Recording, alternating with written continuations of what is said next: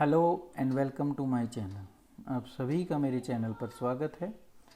हम class 11th और subject business study दोनों लैंग्वेज में, हिंदी और इंग्लिश में, यूनिट 9 इसकी कर रहे हैं। और यूनिट 9 की आज की जो वीडियो है वो 7वीं वीडियो है और वो भी किसके ऊपर है? Intellectual property right, like copyright,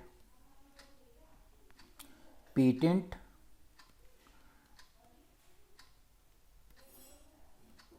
geographical indication जिसको जीआई कहते हैं, और ऐसे ही कुछ और हैं जिनको हम इस वीडियो में सीखेंगे, डिज़ाइन एटसेट्रा। तो ये इसकी लास्ट वीडियो है। इससे पहली 6 वीडियो में हमने यूनिट 9 के एक एक टॉपिक को बहुत अच्छे ढंग से कवर किया है। आप इस पूरी यूनिट को बहुत आसानी से और बहुत सिंपल लैंग्वेज में समझ सकते हैं थ्रू इससे पहले वाली 6 वीडियोस के थ्रू और इस वीडियो के थ्रू। तो चलिए आज की वीडियो को समझते हैं कि आईपीआर की ये अलग अलग जो राइट्स होती हैं वो क्या क्या हैं। तो शुरुआत हम कॉपीराइट से करते हैं कि सबसे पहली जो हमारी इंटेलेक्चुअल प्रॉपर्टी राइट मिलती है वो कॉपीराइट के लिए मिलती है। ये वर्ड हमने बहुत बार पढ़ रखा है, बहुत जगह सुन रखा है। तो कॉपीराइट एक ऐसी राइट है कि वो ये कहती है कि आप कॉपी नहीं कर सकते। अगर कोई मेरे माइंड की क्रिएशन है तो उसको आप एज इट इज़ कॉपी नहीं कर सकते, आपको अपना उसमें क्रिएशन डालना पड़ेगा। तो it is offered when an original idea is expressed by a creator और ऑथर। तो ये कब दी जाती है? जब कोई ओरिजिनल आइडिया जो मेन पहले से अवेलेबल नहीं है तो आपको वो कॉपीराइट दी जाती है उस पर्टिकुलर चीज़ के लिए। It is a right conferred upon the creator of literary, artistic, musical, sound recording, cinematographic, film, इन सब चीज़ों के लिए ये राइट हमें दी जाती है। तो अब वो चाहे साहित्यिक रूप में हो, कलात्मक, संगीत से रिलेटेड हो, ध्वनि को रिकॉर्ड करने से संबंधित हो, या किसी फिल्म को रिकॉर्ड करने से संबंधित हो, तो ये सारी राइट उस जो आपकी क्रिएशन है, जो आपने क्रिएट किया है, उसको कोई दूसरा कॉपी ना कर पाए उसके लिए दी जाती है। The copyright is an exclusive right to the creator to prohibit the unauthorised use of the content which include reproducing. अब वो अनऑथोराइज्ड यूज क्या है? कि वो उसको अपने नाम से प्रोड्यूस कर दे या उसकी कॉपी को डिस्ट्रीब्यूट कर दे आपके मैटर को। तो उससे सुरक्षा के लिए ही ये राइट आपको प्रदान की जाती है कि ये आपका मैटर है, इसको कोई और किसी भी फॉर्म में कॉपी नहीं कर सकता। तो ये कॉपीराइट होती है। अब देखिए तो कॉपीराइट क्या क्या होती हैं और किस किस तरीके से दी जाती हैं। तो लिटरेरी वर्क के लिए बात करें तो वो pamphlet, browser, novel, books, poem, song, lyrics, computer program, इन सब के लिए दी जाती है। आर्टिस्टिक वर्क की बात करें तो drawing, painting, sculpture, architectural drawing, technical drawing, map, logo, इनके लिए दी जाती है। ड्रामेटिक वर्क की बात करें नाटकीय काम के लिए तो उसमें including dance, meme, screen play, musical work, sound recording और सिनेमाटोग्राफिक फिल्म के लिए ये दी जाती है। तो कॉपीराइट है। अब हम समझ गए हैं कि दूसरा उसको कॉपी ना करे, वो राइट आपको दी जाती है। अब नेक्स्ट अगर आईपीआर की बात करें तो वो ट्रेडमार्क है। तो ट्रेडमार्क हम ऑलरेडी पहले भी पढ़ चुके हैं और 12th में भी ये पढ़ेंगे। ट्रेडमार्क एक वर्ड, एक नेम और एक सिंबल हो सकता है, और इन तीनों का कॉम्बिनेशन भी हो सकता है या दो का कॉम्बिनेशन भी हो सकता है, जिससे हम आइडेंटिफाई कर पाएँ कि गुड्स किसने बनाई है। अब वो इंडिविजुअल, कंपनी या ऑर्गेनाइजेशन कुछ भी हो सकती है। तो आप देखोगे तो हर प्रोडक्ट पर एक ट्रेडमार्क होता है जिससे हम आइडेंटिफाई कर पाते हैं कि ये किसका प्रोडक्ट है। अब अलग अलग ने अलग अलग तरीके से बनाए हुए हैं। अगर हम हुंडई की बात करें तो वो ये लिखती हैं, ठीक है। अगर हम बजाज की बात करें तो उनका कुछ इस तरीके का ट्रेडमार्क है। अभी मैं प्रॉपर नहीं यहाँ पर आपको डिस्प्ले कर पा रहा, पर आप देखोगे तो वो मिलेगा आपको। तो ट्रेडमार्क वर्ड, नेम, सिंबल कुछ भी हो सकता है। तो trademark let us differentiate the good of one company from another. आप क्यों बनाया जाता है ट्रेडमार्क, या ये क्यों डिस्प्ले किया जाता है प्रोडक्ट पर? जिससे आप इसको डिफ्रेंशिएट कर पाएँ कि ये इस कंपनी की है और ये इस कंपनी की है। तो ट्रेडिशनल, अगर हम ट्रेडमार्क की बात करें तो उसको दो कैटेगरी में डिवाइड किया जाता है। एक को हम कन्वेंशनल ट्रेडमार्क कहते हैं और एक को हम नॉन कन्वेंशनल ट्रेडमार्क कहते हैं। कन्वेंशनल के अंदर word, colour combination, label, logo, packaging, shape of goods आती हैं जो पहले से चल रही हैं। अब नॉन कन्वेंशनल ट्रेडमार्क क्या होते हैं? Under this category those marks are consider which are not considered distinct previously but started getting recognition with the passage of time, sound mark और dynamic mark। तो पहले इनको रिकॉग्निशन नहीं दी गई थी अलग से, बट जैसे जैसे समय बीतता रहा तो वो आपके नाम से जाने जाने लगी। तो अब वो साउंड मार्क भी हो सकता है, कोई डायनेमिक मार्क भी हो सकता है। तो ये नॉन कन्वेंशनल कहलाते हैं, जिनको पहले अलग से जो है इनको कंसीडर नहीं किया गया था, पर धीरे धीरे जैसे समय बीतता गया तो ये आपके नाम से जो है जाने जाने लगी। तो उनको कहा जाता है साउंड मार्क और डायनेमिक मार्क या non conventional trademark. Registration of trademark mandatory नहीं है अंडर ट्रेडमार्क एक्ट 1999, बट अगर आप रजिस्ट्रेशन नहीं कराएंगे तो आपके पास वो एक्सक्लूसिव राइट भी नहीं आएगी उस मार्क के ऊपर। तो आपको अपने नाम से उसको रजिस्टर्ड कराना ही चाहिए, जिससे आपको उसको यूज़ करने की एक्सक्लूसिव राइट मिल पाए। बट ये पक्का है कि वो मैंडेटरी नहीं है, तो अनिवार्य नहीं है जो ट्रेडमार्क एक्ट 1999 आया था, बट आपको उसको अपने नाम से जो है रजिस्टर्ड कराना चाहिए।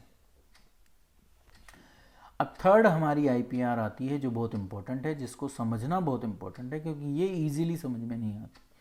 वो है ज्योग्राफिकल इंडिकेशन, जिसको हम जीआई भी कहते हैं। इज प्राइमरली एन इंडिकेशन, वो एक इंडिकेशन है या संकेत है जो क्या बताता है, विच आइडेंटिफाई एग्रीकल्चर, नेचुरल और मैन्युफैक्चर्ड प्रोडक्ट। अब उसमें हैंडीक्राफ्ट, इंडस्ट्रियल गुड्स और फूड स्टफ आता है। ओरिजिनेटिंग, ये समझना ज़रूरी है कि कोई भी एग्रीकल्चर, नेचुरल या मैन्युफैक्चरिंग प्रोडक्ट है, अब वो हैंडीक्राफ्ट का हो, इंडस्ट्रियल गुड्स हो, फूड स्टफ हो, जहाँ से वो निकल रहा है, originating from a definite geographical territory, किसी एक निश्चित स्थान से निकल रहा है, तो उसके नाम के साथ, मतलब उस वस्तु के साथ उस पर्टिकुलर ज्योग्राफिकल जो उसका भौगोलिक उसकी क्या कहते हैं सिचुएशन है, लोकेशन है, जिसको हम ज्योग्राफिकल रीजन भी कहते हैं, वो उसके साथ जुड़ जाता है। जैसे इलाहाबाद के क्या हैं, अमरूद। ऐसे ही आप बहुत सारी चीज़ें देखोगे। अब जैसे नागा मिर्च है, मिजो चिली है, सैफी लेन्फी है, मोयरेंग फी है, चेंगसेंग शॉल है, ठीक है, बस्तर का ढोकरा है, वर्ली की पेंटिंग है, दार्जिलिंग की टी है, कांगड़ा की पेंटिंग है, नागपुर के ऑरेंज है, बनारस के ब्रोकेट्स हैं और साड़ी हैं, कश्मीर का पश्मीना शॉल है। तो ये देखो नाम से ही बिकते हैं, तो ये जो नाम इनके आगे लगते हैं ये ज्योग्राफिकल इंडिकेशन कहलाती है। तो ज्योग्राफिकल इंडिकेशन जो जो जो इंडिकेशन होती है वो कलेक्टिव गुडविल होती है, उस क्षेत्र के नाम से जानी जाती है, ज्योग्राफिकल रीजन के नाम से, और जो बिल्ट की जाती है कई सालों में, तो वो स्पेशलिटी उनको एक दिन में नहीं मिल गई, वो धीरे धीरे मिली है, ठीक है। तो वो जब एक इंटेलेक्चुअल प्रॉपर्टी राइट बनती है तो कलेक्टिव गुडविल उस पर्टिकुलर रीजन की उसको मिल जाती है, तो वो प्रोडक्ट फिर उसी के नाम से जाना जाता है। प्रोडक्शन में भी उसका कई जगह हो सकता है, पर नाम उसका वही रहेगा क्योंकि राइट आपके पास है उसकी। अब नेक्स्ट आती है पेटेंट। पेटेंट आपको पता है किसी भी नई इन्वेंशन के लिए कराई जाती है। तो patent is a type of IPR which protect scientific invention, अब वो चाहे कोई प्रोडक्ट हो चाहे वो कोई प्रोसेस हो, which show technical advancement over the already non product. तो जिस चीज़ को हम पहले से जानते हैं उससे कुछ अलग मिला है आपको, उससे कुछ नया आपने बनाया है, वो फिर आपके नाम से प्रोटेक्ट जो है पेटेंट होता है। जैसे कैंसर की मेडिसिन, उसका पेटेंट राइट आपको मिलता है, क्योंकि वो अभी तक है नहीं। तो आप उसको जब इन्वेंट करोगे तो वो उसको यूज़ करने का या उसकी जो एडवांटेज है, उसकी जो इनकम को जनरेट करने का है, वो अधिकार भी आपके पास रहता है। तो एक एक्सक्लूसिव राइट आपको मिलती है। तो पेटेंट एक एक्सक्लूसिव राइट है जिसको गवर्नमेंट के थ्रू आपको दिया जाता है कि आप ही इसको यूज़ करोगे, कोई और इसको यूज़ नहीं कर पाएगा। All other and prevent them from making, using, offering for sale, selling, importing the invention. वो लोग उसको ना तो बना सकते, ना उसको यूज़ कर सकते, ना उसको बेच सकते, ना उसको क्या कहते हैं ऑफ़र कर सकते बेचने के लिए, और ना ही उसको कहीं से क्या कर सकते हैं इंपोर्ट कर सकते। तो ये राइट आपके पास होती है, ठीक है। और ये राइट आपको जब ही दी जाती है जब आप कुछ नया करते हैं। For an invention to be patentable, अगर आप कोई भी ऐसी इन्वेंशन है, अगर आप उसको पेटेंट कराना चाहते हैं तो आपको इन 3 चीज़ों को मानना पड़ेगा या उनको लागू करना पड़ेगा। पहला ये है कि वो एकदम कुछ नया हो, तो वो ऐसा ना हो जो ऑलरेडी पहले से एग्जिस्ट करता हो। It should not be already exist in the current knowledge anywhere in the world. ऐसा ना हो कि संसार के किसी भी एरिया में वो ऑलरेडी एग्जिस्ट करता हो, बिल्कुल नया होना चाहिए। दूसरा, it must be non obvious to any person who is skilled in the relevant field of technology. तो किसी भी व्यक्ति के लिए वो गैर स्पष्ट नहीं होना चाहिए। ऐसा ना हो कि किसी को समझ में ही ना आए, सब उसको समझ पाएँ, ये भी ज़रूरी है। मतलब कि वो एक इन्वेंशन हो, इसको लोग समझ पाएँ, ऐसा ना हो कि कोई इसको समझ ही ना पा रहा हो। मतलब कि सीधी सी बात ये है कि कोई भी ऐसी इन्वेंशन ना हो जो इन्वेंशन हो ही ना, वो आप ज़बरदस्ती कुछ लोगों को समझा रहे हो कि ये इन्वेंशन हो, ऐसा ना हो। तो पूरे वर्ल्ड में कोई भी ऐसा व्यक्ति नहीं होना चाहिए जो उस पर ये क्लेम करे कि ये इन्वेंशन नहीं है। It must be capable of industrial application, उसका हम औद्योगिक अनुप्रयोग कर पाएँ, मतलब कि वो यूज़ करने के लायक हो, जिसका उत्पादन हम कर सकें, ऐसा होना चाहिए जो भी इन्वेंशन आपने की है। पेटेंट को थोड़ा और समझें तो patent can only be filed to get right over the invention, not discovery. आपको किसी नई चीज़ को बनाने के लिए तो आप पेटेंट करा सकते हैं, पर सिर्फ किसी चीज़ को आपने खोजा है, ऑलरेडी एग्जिस्ट करता था, तो आप उसको अपने नाम से पेटेंट नहीं करा सकते। इसके लिए एक बहुत अच्छा एग्जांपल है कि न्यूटन ने देखा कि एप्पल जब गिरा तो उसने ये डिस्कवर किया, मतलब कि उसने ये पता चला उसे कि ग्रेविटी एग्जिस्ट करती है, तो वो डिस्कवरी है, वो आपके नाम से पेटेंट नहीं हो सकती। बट जब ग्रैहम बेल की बात करें तो उसने जब टेलीफोन का इन्वेंशन किया था तो टेलीफोन की डिस्कवरी नहीं हुई थी, टेलीफोन को बनाया गया था, उसको इन्वेंट किया गया था, तो उसकी खोज हुई थी। मतलब खोज का मतलब उसको क्रिएट किया गया था। डिस्कवरी में कोई चीज़ क्रिएट नहीं होती, कोई चीज़ मिलती है, खोजी जाती है। तो खोज पेटेंट नहीं हो सकती, कुछ नया बनाना ही पेटेंट हो सकता है, जिसको हम कहते हैं invention.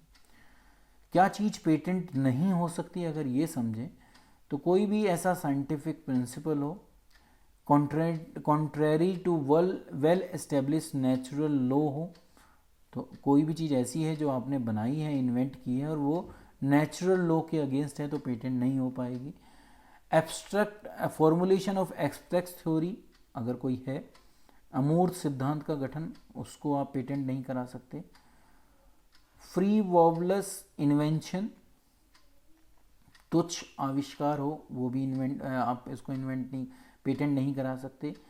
Pre judicial to mortality और इंजीरियस टू पब्लिक हेल्थ, कोई भी ऐसी चीज़ जो या तो आपको मृत्यु की तरफ लेके जा रही हो या लोगों के स्वास्थ्य पर उसका हानिकारक प्रभाव पड़ रहा हो, तो भी नहीं होगा। मेथड ऑफ एग्रीकल्चर और हॉर्टिकल्चर हो, वो आप पेटेंट नहीं करा सकते। Method of treatment, admixture, traditional knowledge को पेटेंट नहीं हो सकता, क्योंकि ट्रेडिशनल नॉलेज कहाँ जाएगी, कॉपीराइट में, तो वो यहाँ पेटेंट नहीं होगी। incremental incentive without the increase in efficacy and invention related to atomic energy or some invention not patent under section 3 and 4 of Patent Act 1970। तो ये चीज़ें आप पेटेंट अपने नाम से नहीं करा सकते। पेटेंट की जो राइट मिलती है वो 20 साल तक आपको दी जा सकती है बाय द जो भी कंसर्न्ड गवर्नमेंट अथॉरिटी है उस पर्टिकुलर देश की। अब आता है डिज़ाइन। डिज़ाइन क्या है? डिज़ाइन कोई भी शेप, कोई भी पैटर्न, कोई भी अरेंजमेंट ऑफ लाइन, कोई कलर कॉम्बिनेशन है जो आप किसी आर्टिकल पर अप्लाई करते हो वो डिज़ाइन कहलाता है। It is a protection given to aesthetic appearance और आई कैचिंग फीचर। यह सौंदर्य उपस्थिति या आँख को, आई कैचिंग का मतलब गलत है, मतलब उसको जिसको हम देख कर ही उसकी तरफ मोहित हो सके वो है, तो यहाँ ये जो वर्ड है गलत है, की विशेषता को दिया गया संरक्षण है कि आप उसको मतलब कि उसको देखकर उससे अपनी नज़र हटा ना पाएँ, उसके लिए दिया गया क्या है? पेटेंट और अधिकार है इंटेलेक्चुअल प्रॉपर्टी का।